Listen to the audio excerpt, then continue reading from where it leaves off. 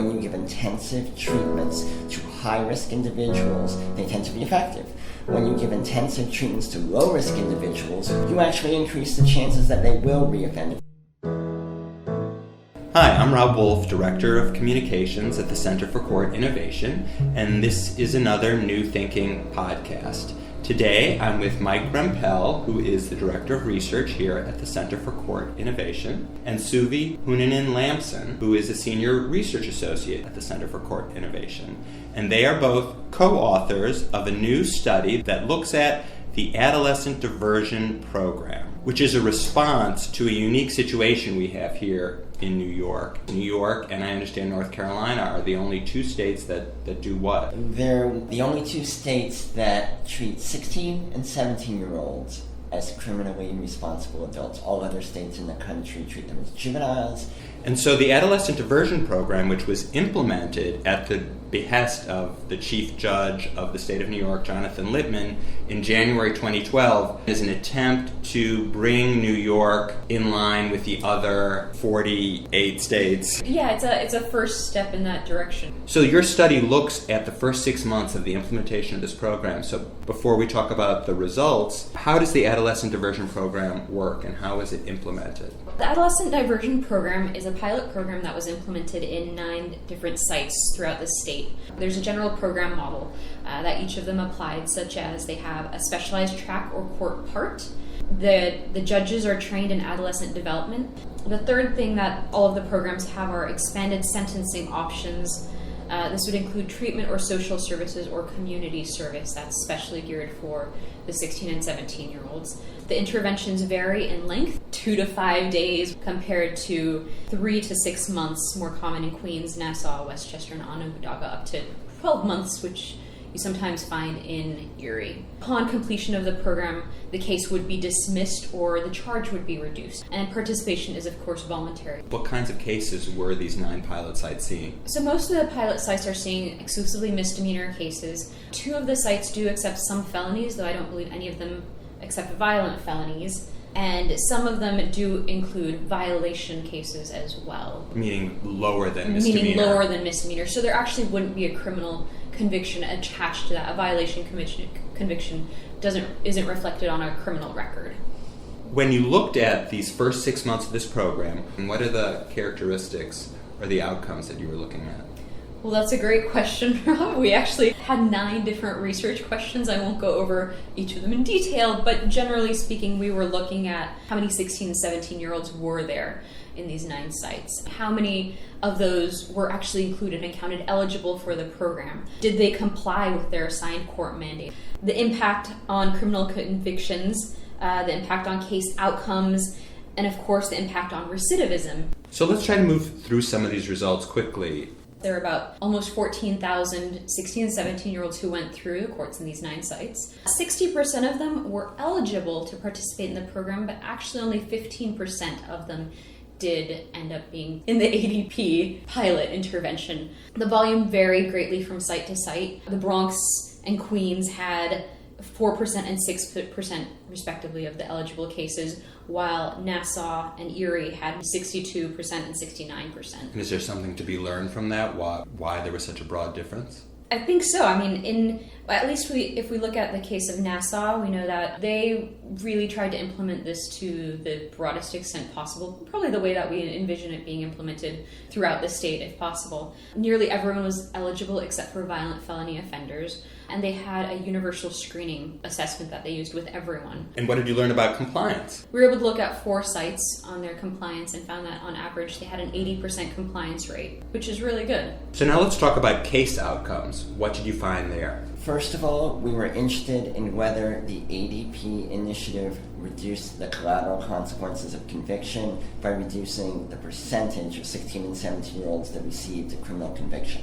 What we actually found was that because the programs largely focus on a misdemeanor population, they did not have that effect. That population is not in large numbers in the first place, ending up getting a felony or misdemeanor conviction. Now, a lot of the 16 and 17-year-olds who don't receive a criminal conviction receive something called a youthful offender finding, which is a form of conviction, but it doesn't create a criminal record, or they get convicted of a violation offense, which Suvi mentioned earlier. It's a conviction, but it's not of a quote-unquote crime, and again, the case is later sealed, so it doesn't create a permanent record. If you take all of these categories together, we found there was not any change in one direction or another, although we found some interesting variations from site to site. We found that Nassau actually reduced any of these outcomes that involve some sort of guilty plea by about 30 percentage points, from about 45% to about 15%. And then we found in some of the other counties it fluctuated more closely to what it had been. Use of jail is something that is often discussed. We found it again on net across all of the sites we looked at. There was not an effect, but we found a few places where jail was reduced. Nassau was one of those places which actually reduced jail to 0 from 4%. So if I understand correctly, you're saying overall statewide, although a goal ostensibly of the Adolescent Diversion Program was to reduce some of these punitive outcomes like a criminal record or jail among the 16 and 17-year-olds, overall statewide it didn't really do that, although it did in some particular jurisdictions such as Nassau County. That's correct. I mean, going into this research, we had two sets of expectations. Those who planned the ADP pilot desired a reduction in the collateral consequences of conviction. Those who were leery of the pilot were concerned about the problem of net widening, where these new pilots might take 16 and 17-year-olds who in the old system would have had their cases dismissed and in fact end up leading them to plead guilty. So we found that none of those expectations or concerns were ultimately the case. Things stayed about where they were, and with that in mind, we then go forth and look at other outcomes. Other outcomes such as, for instance, recidivism. What did you see there? Okay, so with respect to recidivism, when we look at, our measure was rearrest. When we look at any type of rearrest, we saw no differences looking at all of the sites combined. We also looked at felony level rearrest. When we looked at more serious criminal behavior, we actually did find that overall the sites reduced felony recidivism. We also found that they significantly reduced violent felony recidivism. We also found some interesting variations by site. In a nutshell, two of the sites, the Bronx and Queens, tended to reduce rearrest, and Queens particularly reduced felony level rearrest. Suvi, I believe it went from 19% to 3%. Yeah. We saw that Erie County increased rearrest.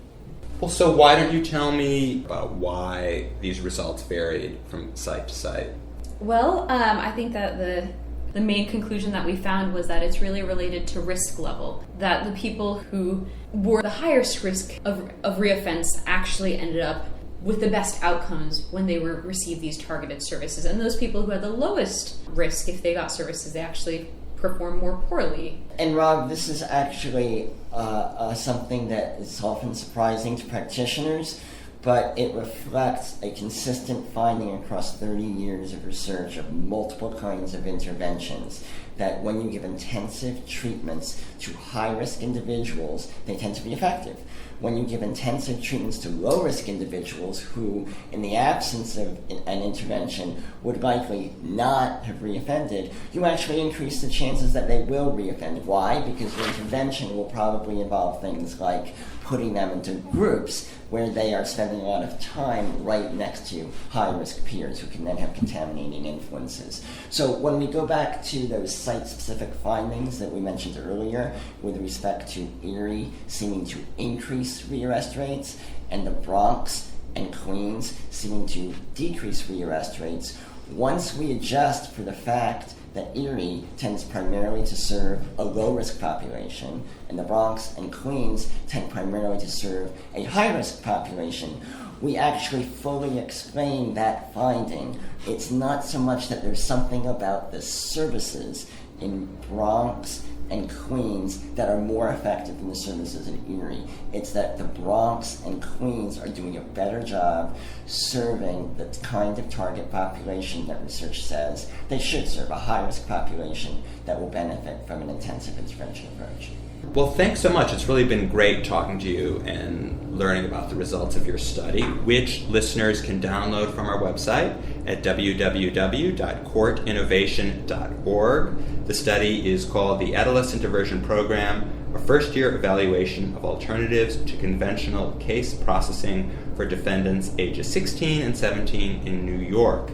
And I'm speaking with two of the report's four authors, Mike Rempel, who's the Director of Research, and Suvi Lambson, Senior Research Associate here at the Center for Court Innovation. Thank you, Rob. Thanks, Rob. I'm Rob Wolf, Director of Communications at the Center for Court Innovation.